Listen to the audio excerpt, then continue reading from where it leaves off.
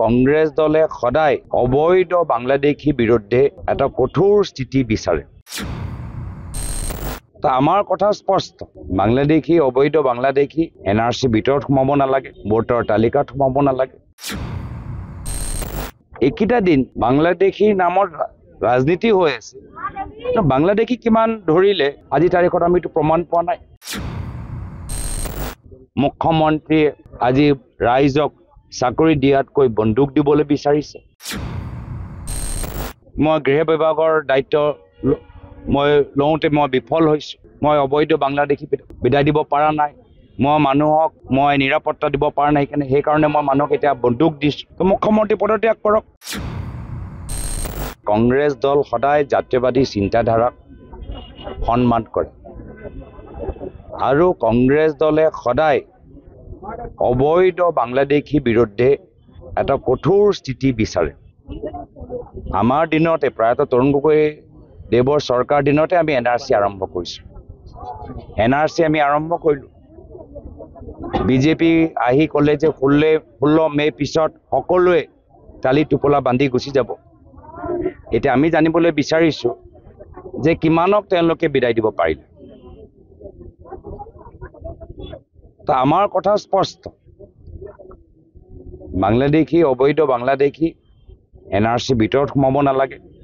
ভোটৰ তালিকাত সোমাব নালাগে অসমৰ পৰা অসম চুক্তি অনুসৰি অসমৰ পৰা বিদায় দিব লাগে সেইকাৰণে আমাৰ দিনতো আমি ৰিভাৰাইন পেট্ৰলিং ওপৰত চৰকাৰে কিমান জোৰ দিছে প্ৰায়তঃ তৰুণ গগৈদেৱে বৰ্ডাৰ পেট্ৰলিং ওপৰত কিমান জোৰ দিছে কিন্তু আমি দেখিছো যে এইকেইটা দিন বাংলাদেশী নামৰ ৰাজনীতি হৈ আছে বাংলাদেশী কিমান ধৰিলে আজি তাৰিখত আমি প্ৰমাণ পোৱা নাই অবৈধ বাংলাদেশী কিমান তেওঁলোকে ধৰিলে কিমান পঠাইছে আমিতো তাৰ প্ৰমাণ কোনো তথ্য পোৱা নাই আৰু এইটো কংগ্ৰেছ দলৰ স্থিতি স্পষ্ট যে বাংলাদেশী নামত আমি অসমীয়া মানুহৰ ওপৰত ভাৰতীয় নাগৰিকৰ ওপৰত আমি অন্যায় অত্যাচাৰ হ'বলৈ নিদিওঁ এয়া হিন্দুৱে হওক মুছলিমে হওক বঙালী হিন্দু হওক বঙালী মুছলিমে হওক আমি অসমৰ বৰ অসমৰ যে আমাৰ এটা কল্পনা যি বৰ অসমত সকলোৱে ইয়াত এটা অংশীদাৰ হিচাপে আছে আমি এই বৰ অসমটো আমি ৰাখিবলৈ বিচাৰো আৰু সেয়া বেছিভাগ অসমীয়া মানুহৰ আবেগ অসমীয়া মানুহে গম পাই গৈছে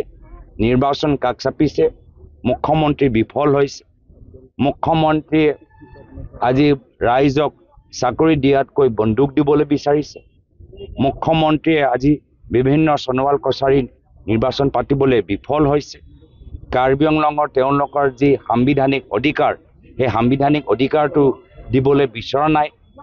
বড়োৰ মাটি আজি আদানীক বিক্ৰী কৰিবলৈ বিচাৰিছে তো আজি নিজৰ গাদী সুৰক্ষা কৰিবলৈ আজি অসমৰ ভিতৰত এটা অস্থিৰ পৰিৱেশ সৃষ্টি কৰিবলৈ বিচাৰিছে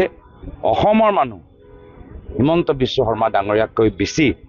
এতিয়া ৰাজনৈতিকভাৱে সক্ৰিয় হৈ আছে আৰু তেখেতৰ ৰাজনীতি কেতিয়াও সফল হ'বলৈ নিদিয়ে আমি প্ৰত্যেক দল সংগঠনৰ যি গণতান্ত্ৰিক তেওঁলোকৰ অধিকাৰ যি গণতান্ত্ৰিকভাৱে তেওঁলোকে আন্দোলন কৰিবলৈ বিচাৰে তেওঁলোকে গণতান্ত্ৰিকভাৱে আন্দোলন কৰক আমাৰ যেতিয়া এনআৰসি আমি সম্পৰ্কে যেতিয়া এনআৰসি আমি সৃষ্টি কৰিছোঁ সেই সময়ত আমি সকলো লোকৰ আলোচনা কৰিছোঁ আছু লোকে আমি আলোচনা কৰিছোঁ কিন্তু যি কাম প্ৰশাসনৰ হয় সেইখিনি কাম প্ৰশাসনে কৰিব লাগে আৰু যদি এতিয়া সাধাৰণ ৰাইজে প্ৰশাসনৰ কাম কৰিবলগীয়া হয় তেতিয়া প্ৰশাসনে নিজৰ আমাৰ মুখ্যমন্ত্ৰী পদত্যাগ দিলেই হ'ল তেওঁ ক'ব লাগে যে মই বিফল হৈছোঁ মই পাৰা নাই মই গৃহ বিভাগৰ দায়িত্ব মই লওঁতে মই বিফল হৈছোঁ মই অবৈধ বাংলাদেশী বিদায় দিব পৰা নাই মই মানুহক মই নিৰাপত্তা দিব পৰা নাই সেইকাৰণে মই মানুহক এতিয়া বন্দুক দিছোঁ তো মুখ্যমন্ত্ৰী পদত্যাগ কৰক পদত্যাগটো কৰা নাই এতিয়াও ক'ত বাগান কিনিব পাৰে ইয়াতো ক'ৰবাত তিনিচুকীয়াত বাগান কিনিছে শুনিছোঁ মই ক'ত বাগান কিনিব পাৰে ক'ত ৰিজৰ্ট কিনিব পাৰে সেইটোৱে লৈ তেওঁলোকে ব্যস্ত আজি অসমৰ ভিতৰত কংগ্ৰেছৰ ইতিহাস গণতান্ত্ৰিক আন্দোলন কৰা সকলৰ লগত আমি আলোচনা কৰিবলৈ প্ৰস্তুত ভাষা আন্দোলন সময়তে হওক তেল আন্দোলন সময়তে হওক NRC সময়তে হওক কাৰ বিৰুদ্ধে কোনে থিয় হৈছে তো সেইকাৰণে কোনো যে নিজৰ হাতত আইন নলয় তাৰ দায়িত্ব এইখন চৰকাৰ আৰু যদি চৰকাৰে সেই দায়িত্বটো